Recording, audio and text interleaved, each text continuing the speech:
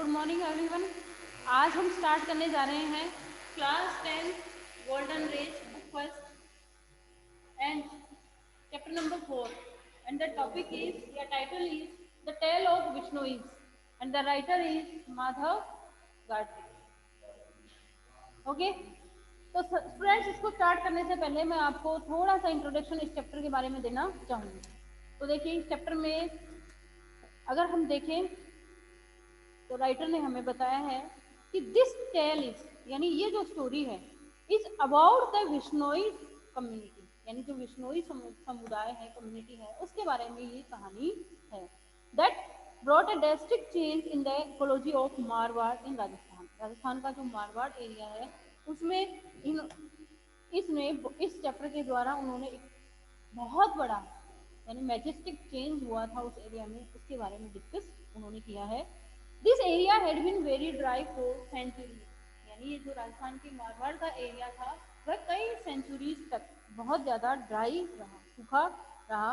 Where trees and animals were not in a sufficient number, यानी वहाँ पर trees व एनिमल्स बिल्कुल भी सफिशिएंट नंबर में नहीं थे, यानी बिल्कुल भी नहीं थे और अभी कम ही मिलते हैं। The Bishnoi sacrificed their lives to guard the khejri trees, कि विश्नोई जो लोग थे वहाँ पर उन्होंने अपनी लाइफ को, अपनी लीव्स को सैक्रिफाइस कर दिया, उन्होंने त्याग कर दिया, बलिदान कर दिया खेजड़ी जो ट्रीज थे उनको गार्ड करने के लिए, उनको सेव करने के लिए, सेफ रखने के लिए, उनकी रक्षा करने के लिए। And did a big plantation in the area, और उस एरिया में, मारवाड़ एरिया में बहुत बड़ा प्लांटेशन किया, यानी बहुत ज़्यादा पेड़ पौधे उन्होंने उगाए। जैसे खेजड़ी के जो ट्रीज थे वो बहुत ज़्यादा मात्रा में वहाँ उगाए जाने लगे। वे contributed a great deal to protect birds and animals. साथ ही राजस्थान के मारवाड़ एरिया के जो लोग थे उन्होंने बहुत ज़्यादा योगदान दिया, कंट्रीब्यूशन दिया कि एनिमल्स और बर्ड्स को यानी सेफ रखने के लिए, सुरक्षित रखने के लिए। तो देखिए वो कैसे दिया, किस तरीके से दिया, उनका मेथड क्या था, उन सब का डिस्कशन हम इस चैप्टर के साथ ही स्टार्ट करते हैं। हाँ जी, ये जो पूरा चैप्टर है वो खेजड़ी ट्रीज के ऊपर ही बेस्ड है। तो देखिए इसमें स्टार्ट करते हैं।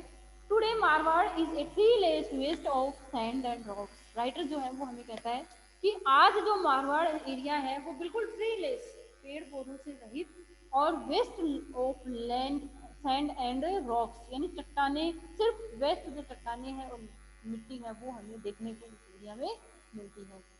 The only growing things are thorny shrubs. Thorny यानी कांटेदार, shrubs यानी झाड़ियाँ। सिर्फ जो देखने को वहाँ मिलती हैं वो कांटेदार झाड़ियाँ। A few tufts of short rough grass. केवल रफ जो ग्रास होती है, वेस्ट जो घास होती है उसकी वो थोड़ी बहुत देखने को मिलती है। एंड एन ओकेजनल स्टंड बेर, सिर्फ कभी कभार। और बेर के जो पेड़ होते हैं, बबुल के जो ट्रीज होते हैं, केर के जो ट्रीज होते हैं, वो सारे वहाँ देखने को हमें मिलते हैं। But incredibly you can, incredibly यानी बिलीव टू हार्ड, यानी जहाँ पर हार्ड टू बिलीव, यानी जहाँ पर विश्वास करना मुश्किल हो, यानी अनबिलीवेबल तरीके की, अनबिलीवली यानी अविश्वसनीय रूप से। इवन इन दिस डेजर्ट, इस रेगिस्तान में, इस डेजर्ट में, मारवाड़ एरिया में, come across the old village with groves of well-known Khejri trees. Grove यानी वही जैसे कहते हैं ना लता मंडप, ग्रोव यानी लता मंडप, जहाँ पे बिग अमाउंट में प्लांटेशन होता हो उस एरिया को कहते हैं। कि सिर्फ खेजड़ी के ट्रीज हैं वो ही उस एरिया में आज हमें देखने को मिलते हैं। This cousin of the babul is the kalpa vriksha. इसके इसी का, खेजड़ी का ही कजिन कौन है, उसका कजिन है बबुल का ट्री, जिसे कल्प वृक्ष भी कहा जाता है। और कल्प वृक्ष ट्री ऐसा होता है जो कि ऑल विशेष को फुलफिल करने वाला होता है, हमारी सभी इच्छाओं को पूरा करने वाला। कल्प वृक्ष ट्रीज के बारे में आपने किसी रिलीजियस बुक में भी पढ़ा होगा, सुना होगा। A full grown camel can enjoy a mid day siesta. अब सिएस्ट यानी SIEST, सिएस्ट मतलब होता है जैसे कि दोपहर के समय हम थोड़ा बहुत रेस्ट लेते हैं, यानी थोड़ी जो नींद आती है थोड़ी सी, उसको सिएस्ट कहते हैं। तो देखिए एक full grown camel can enjoy a mid day siesta in its side, यानी जो बबुल व खेजड़ी के ट्री होते हैं इनकी जो साइड होती है, छाया होती है, उसके बीच मध्य दिन माने दोपहर के समय, मिड डे यानी दोपहर के समय जो कैमल है वो क्या कर सकता है, सिएस्ट कर सकता है, यानी दोपहर की नींद, थोड़ा बहुत आराम रेस्ट नींद ले सकता है, बस इसी काम ही आती है। ठीक है। इट्स फॉलिएज नरिशेस गॉड्स, इसकी जो लीव्स होते हैं जो खाने लायक होती हैं उन्हें कौन खा सकता है, गॉड, बकरियां, सिप, भेड़, कैटल, मवेशी एंड कैमल एंड ऊंट, ये सारी इसकी फॉलिएजेस जो होती हैं, लीव्स होती हैं, इन्हें खा सकते हैं। It's pores can be made into A delicious करी, पोर्स यानी फलियां, और इस खेजड़ी के पेड़ की फलियां जो होती हैं इनका यूज जो है वो डेलिशियस यानी टेस्टी या स्वादिष्ट करी कढ़ी बनाने में किया जा सकता है। एंड इट्स थॉर्न्स, और इसके जो कांटे होते हैं, थॉर्न्स होते हैं, guard the farmers fields against marauding animals, marauding यानी जो आवारा एनिमल्स घूमते रहते हैं इधर उधर, ठीक है, जो दूसरों के फील्ड्स में एंटर होते हैं, उन फील्ड्स पे जो कांटेदार उनके जो कांटे हैं वो एक कह सकते हैं फेंच बनाने के, बाड़ बनाने के काम में आ सकते हैं। सिर्फ इतना ही इनका यूज होता है खिचड़ी के पेड़ का, वो बबुल के पेड़ का, जिसे कि कल्प वृक्ष भी कहा जाता है। वंस अपॉन ए टाइम, एक बार की बात थी, the desert of Marwar had not yet conquered the vast territory, territory यानी एरिया, वास्ट यानी विशाल, टू और which it holds sway today, sway यानी रूल या कंट्रोल, यानी एक बार की बात, एक बार ऐसा भी समय था कि जितना एरिया, जितना टेरिटरी, जितना एरिया आज इस मारवाड़ में देखने को मिलता है उतना एरिया पहले नहीं था। ठीक है। तो देखिए आगे बताया उन्होंने, even though the climate was the same as it today, हालांकि जो क्लाइमेट पहले थी, जलवायु जैसी थी पहले वैसी ही आज वहां है, लेकिन जो एरिया है उसमें बहुत ज्यादा चेंज हुआ है। The land was covered by thousands upon thousands of khejri trees, यानी यहाँ की जो जमीन है वहां की मारवाड़ की, वो हजारों हजारों थाउजेंड थाउजेंड खेजड़ी के ट्रीज हैं उनसे घिरी हुई है, कवर है वहां की land. And these there was plenty of ber, वहां पे बहुत मात्रा में, प्लेंटी मात्रा में वहां पे बेर, केयर एंड सांगरी के जो ट्रीज हैं वो मिलते हैं। एंड यानी थॉर्नी जो ट्रीज हैं वो मिलते हैं, कांटेदार ट्रीज, हमें श्रब्स हैं वो दिखाई देती हैं। These plains were home to thousands of antelope, इसके अलावा एंटीलॉप यानी वही बारह सिंगा, बहुत मात्रा में हमें बारह सिंगे, ब्लैक बम, काला हिरण, चिंकारा एंड नील गाय, ये सारे एनिमल्स हमें वहां नजर आते हैं। And on this boundary, boundary यानी प्लेंटी ऑफ यानी बहुत ज्यादा मात्रा में, लीड द ट्राइबल हिल्स, वहां पे जो एक ट्राइबल है यानी जो जनजाति है, भील जनजाति, वो रहा करती थी। अबाउट 3000 ईयर्स एगो, लगभग 3000 ईयर्स एगो पहले, hordes of cattle keepers began to pour into India from west and central Asia, west व सेंट्रल एशिया से बहुत इंडिया में, यानी जो कैटल कीपर्स यानी जो मवेशी कीपर्स यानी जो एनिमल्स होते हैं उनको, हॉर्स यानी उनकी भीड़, उनका क्राउड जो है वो इंडिया में आ गया था। कब? अबाउट 3000 ईयर्स एगो, 3000 ईयर्स पहले। Some of them spread into Mewar, उनमें से कुछ जो लोग थे, कुछ भीड़ जो थी वो मारवाड़ में भी गैदर हो गई थी, इकट्ठी हो गई थी, रहने लगी थी। द भील्स रेजिस्टेड देयर इंक्रेचमेंट, इंक्रेचमेंट माने इन्वेडर्स, यानी जो आक्रमणकारी थे एक तरीके से, जो आने वाले थे अदर एरिया से, उन लोगों का रेसिस्टेड यानी अपोज करना, किसी को विरोध करना, उन्होंने विरोध किया, किन्होंने? भील लोगों ने इनका विरोध किया। जो अदर एरिया से इंडिया में दूसरे जो क्राउड आए, फोर्स आए थे, दूसरे लोग आए थे, भीड़ आई थी उन लोगों का, but the invaders had horse's, लेकिन जो इन्वेडर्स थे यानी जो वेस्ट और सेंट्रल एशिया से जो भीड़ आई थी, हॉर्स और कैटल आई थी, कैटल कीपर्स आए थे, उन लोगों का यानी जो इन्वेडर्स थे उनके पास क्या थे? हॉर्सेस थे, घोड़े थे, सुप्रियर वेपन्स यानी सुप्रियर यानी बहुत अच्छे, सुप्रियर वेपन्स हथियार थे, एंड प्रीटी सून, और यानी स्मार्ट तरीके के हथियार उनके पास थे, वेपन्स थे। And took care of the hills, और भील लोगों के पास ये सब कुछ नहीं था, जबकि उन लोगों के पास था। In any case the land appeared boundless, और जो जमीन थी वो बिल्कुल बाउंडलेस थी, यानी उनकी कोई सीमा नहीं थी, बाउंड्री नहीं थी। And the Bhils retreated towards little towards Aravalli, Bhil जो थे थोड़े बहुत अरावली की जो हमारी पिक है उस तरफ चले गए थे। The population of Marwar was on the increase, और तब से लेकर मारवाड़ की जो पॉपुलेशन है वो कंटिन्यूली बढ़ती जा रही है। मारवाड़ की पॉपुलेशन बढ़ती जा रही है क्योंकि पहले तो सिर्फ भील लोग वहाँ रहा करते थे, एक ही ट्राइबल रहा करते थे, लेकिन फिर वेस्ट और सेंट्रल एशिया से इंडिया में हॉर्ड्स ऑफ कैटल कीपर्स थे, वो भी आए, वो भी सेटल हुए। तो उन्होंने भील लोगों ने उनको रेसिस्ट किया, उनका विरोध किया, अपोजिशन किया उनका, और उसके बाद वो लोग भी उसी एरिया में सेट हो गए और बाउंड लेस एरिया, यानी किसी की कोई सीमा नहीं थी।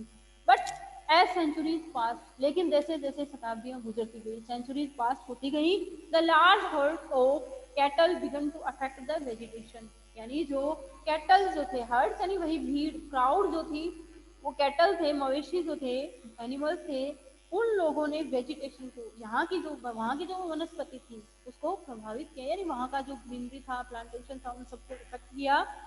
The seedlings and saplings, saplings यानी स्मॉल प्लांट्स, छोटे छोटे जो प्लांट्स होते हैं, पौधे होते हैं, seedlings and were grazed down, यानी वो कम होते गए, यानी बीज, यानी जो जब भीड़ बढ़ेगी तो वहाँ के जो प्लांट्स थे उन लोगों के सीड्स, बीजों को, वह वहाँ के जो छोटे छोटे पौधे थे वो डिस्ट्रॉय होने लगे, कम होने लगे, and had little chance to grow, और उन्हें उगने ही नहीं देते थे, ग्रो करने ही नहीं देते थे, उससे पहले ही जो एनिमल्स थे, कैटल्स थे, वो उन्हें खा जाते थे, ब्लास्ट कर जाते थे, चढ़ जाते थे।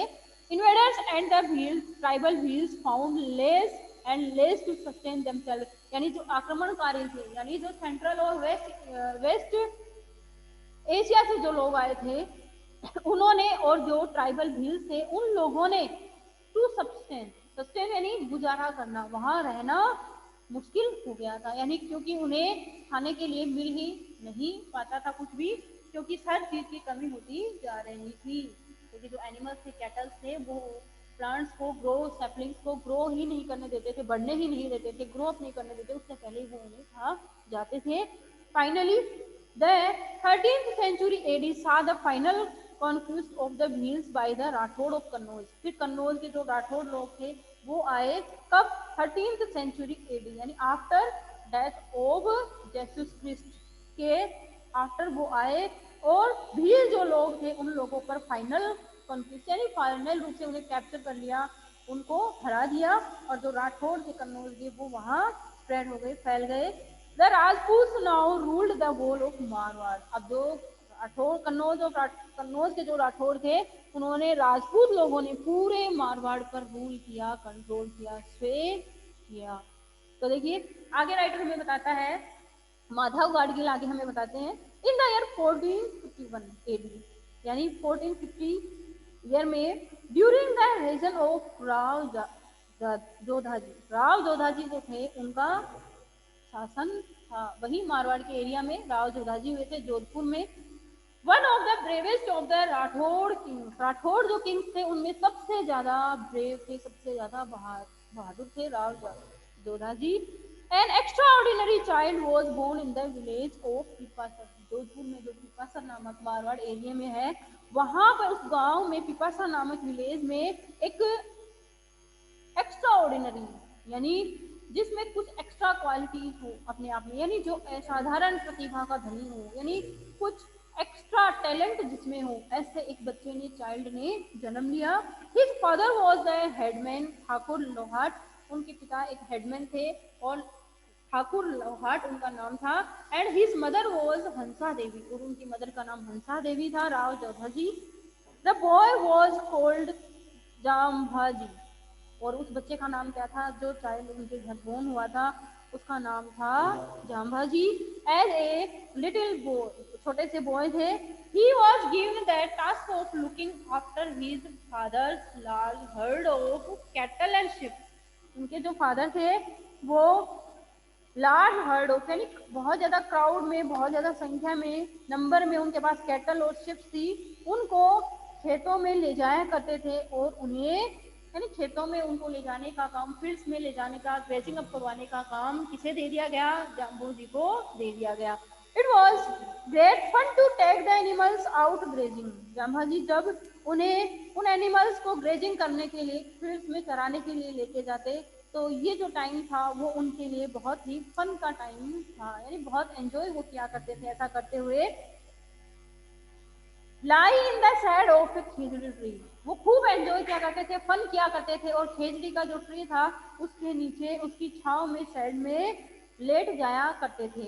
And watch the herds of the blackbuck, और जो काला हिरण होता है उसकी भीड़ को देखा करते थे, उन काले ब्लैक बग जो है उसको देखा करते थे।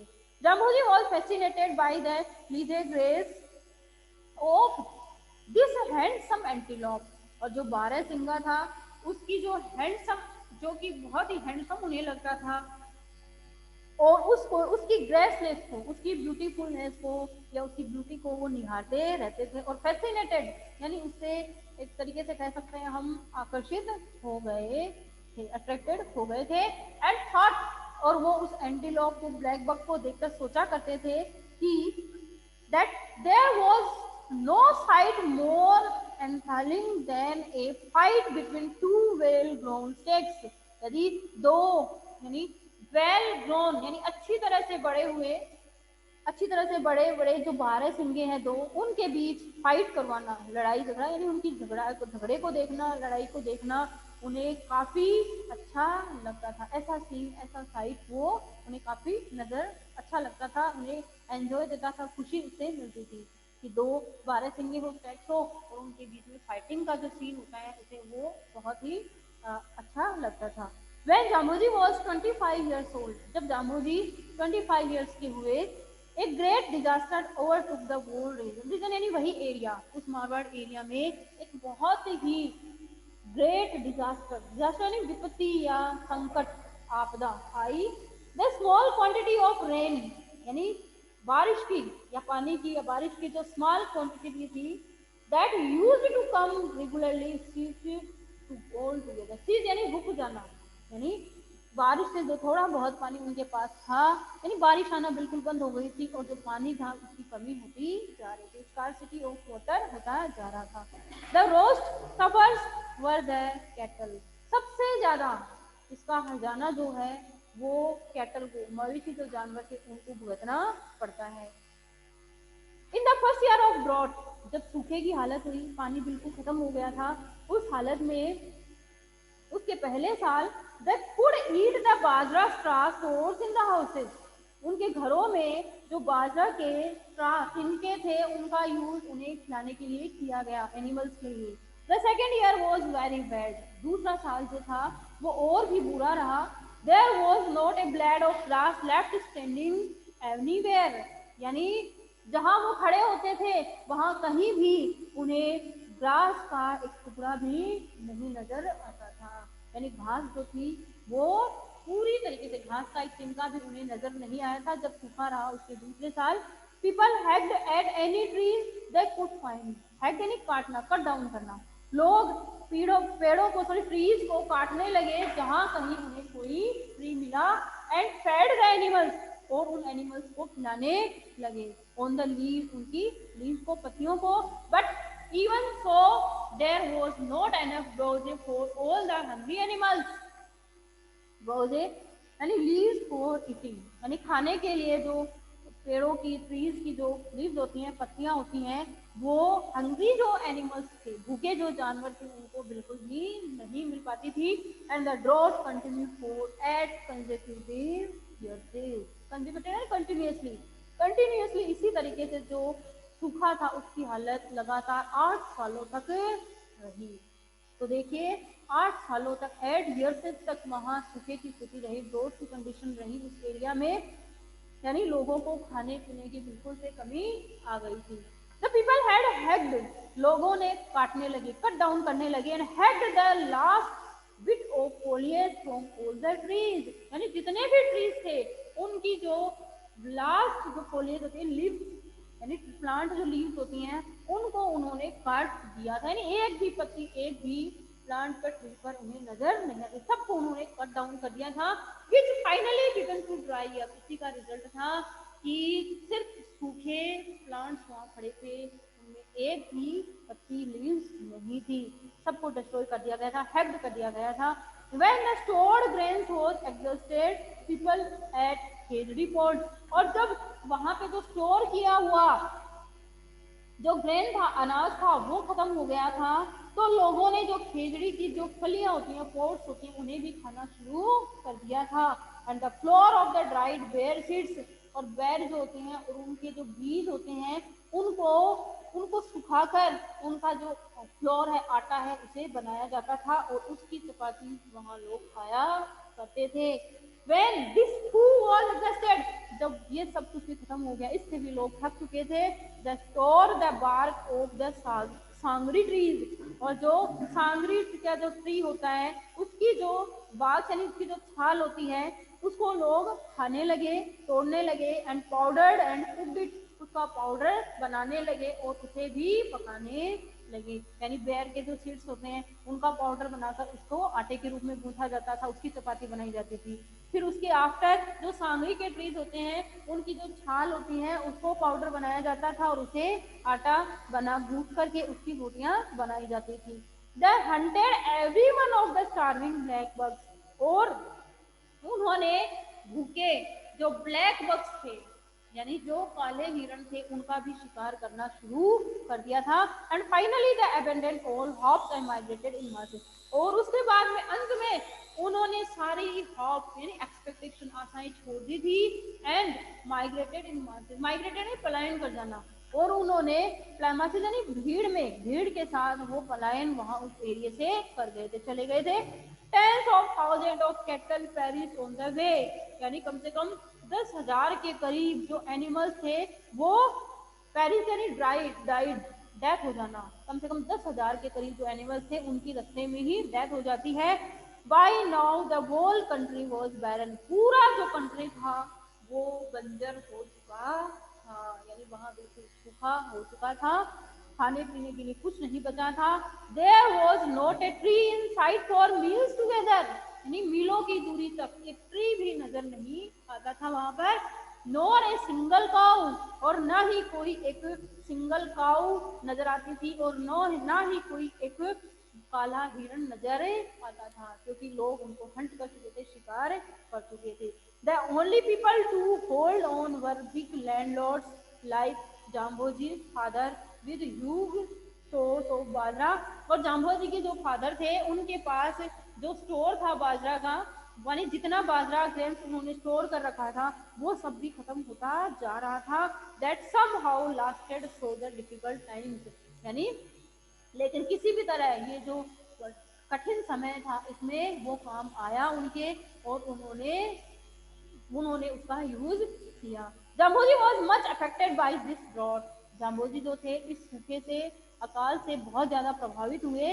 Many were the nights he spent in wakefulness, यानी कई रातें उन्होंने जागते हुए गुजारी इस चिंता के साथ कि अब क्या होगा।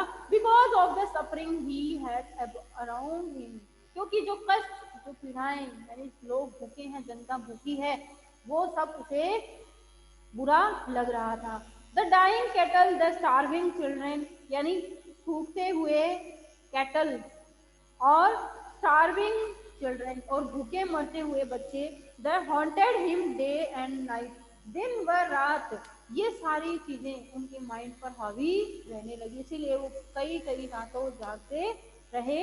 एंड फाइनली और अंत में एट द एज ऑफ 34 की एज में ही हैड ए विजन, उन्होंने एक दृश्य देखा। क्या दृश्य देखा? ही सा, उन्होंने देखा जाम्बू ने, that he saw men intoxicated with his own power, intoxicated यानी नशे की हालत में लोग हैं, destroying the world around him, और उनके चारों तरफ जो वर्ल्ड है नशे की हालत में व्यक्ति हैं और उनके चारों तरफ का ये जो वर्ल्ड है, दुनिया है, इसको वो डिस्ट्रॉय किए जा रहा है। And he decided to change it all, और उन्होंने डिसाइड किया कि मैं इन सबको चेंज कर दूंगा, यानी मैं बहुत बड़ा परिवर्तन लाऊंगा। If life was to flourish again in this desolated land, desolated यानी इस वीरान जमीन में, इस लैंड पर दोबारा लाइफ होगी, फ्लोरिश करेगी यानी दोबारा फलेगी फूलेगी लाइफ ऐसा उन्होंने डिसाइड किया। Jambhoji saw that man would have to live in a difficult way. Jambhoji ने देखा कि लोग हैं वो डिफरेंट वे में क्या कर सकते हैं, जी सकते हैं, रह सकते हैं। And according to difficult different tenets and believes, यानी भिन्न भिन्न प्रकार के टेनेंट्स यानी प्रिंसिपल्स, डॉगमा, डॉगमेटिक जिन्हें हम कहते हैं सिद्धांत, अलग अलग सिद्धांतों के अनुसार और अपने विश्वासों के अनुसार लोग जीवित रह सकते हैं। Jamboji wanted the earth to be covered once again by abundance of khejri ber ker and sangri trees. Jamboji चाहते थे कि ये पूरी जो अर्थ है वो दोबारा कवर हो जाए, एक बार दोबारा इसे मैं एबंडेंस यानी बहुत ज्यादा मात्रा में, प्लेंटी ऑफ, नहीं खेजड़ी बैर कैर और सांगरी के ट्रीज हैं, इनसे इस अर्थ को मैं दोबारा कवर कर दूंगा, ऐसा जाम्बोजी ने स्वप्न देखा था। He wanted hurts of the black birds to frolic again. वो चाहते थे कि ये जो काले हिरण हैं इसकी भीड़ जो है, झुंड जो है वो मुझे दोबारा दिखाई दे और इनके साथ में एम्यूजमेंट फन टाइम ना स्पेंड कर सकूं, ऐसा मौका मुझे दोबारा मिले। And he wanted man to work for this, और वो चाहते थे कि लोग इन सब के लिए काम करें। Jambhoji knew the way to achieve this. Jambhoji रास्ता जानते थे, वे जानते थे कि इन सबको कैसे गेन किया जा सकता है। And he began to broadcast his message in the year 1485। इसीलिए 1485 के ईयर में उन्होंने अपने मैसेज, अपने संदेश ब्रॉडकास्ट कर दिए, यानी फैला दिए, प्रचार प्रसार उन्होंने कर दिया। His messages included 29 basic tenants. उनके मैसेज में 29 जो बेसिक है टेनेंट्स यानी प्रिंसिपल, सिद्धांत या रूल्स बताए गए हैं। Its two major commandments were a prohibition against the cutting down of any green tree or the killing of any animal। पहला प्रिंसिपल उनका ये था कि किसी भी जानवर को, एनिमल को मारना और हरे पेड़ों को काटना ये प्रोहिबिटेड है, निषेध है पहले प्रिंसिपल में। And Jamboji's message of humanity and respect for all living things was eagerly. और जाम्बोजी का मैसेज मानवता और सभी जो लिविंग थिंग्स है उनका सम्मान करने के लिए बहुत ईगरली एक्सेप्टेड, इसे स्वीकार किया गया, यानी सभी का सम्मान करें, रेस्पेक्ट करें और किसी भी एनिमल को किल ना करें और जो है हरे पेड़ों को ना काटा जाए, ये सारे उनके सिद्धांत थे। His teachings prompted the inhabitants of hundreds of villages to reclothe the earth with green its green cover, यानी प्रोमिटेड यानी मोटिवेटेड करना, एक्टिवेटेड करना। उन्होंने अपने टीचिंग्स को, अपने उपदेशों को मोटिवेटेड कर दिया कि उन गांवों में जो हजारों की संख्या में लोग रह रहे थे उनके ऊपर, ताकि इस अर्थ को दोबारा ग्रीन फॉर्म में कवर किया जा सके। तो उन्होंने अपने प्रिंसिपल्स लोगों तक पहुंचाए। तो आगे का पार्ट हम आगे की कल की वीडियो में देखेंगे। Thank you.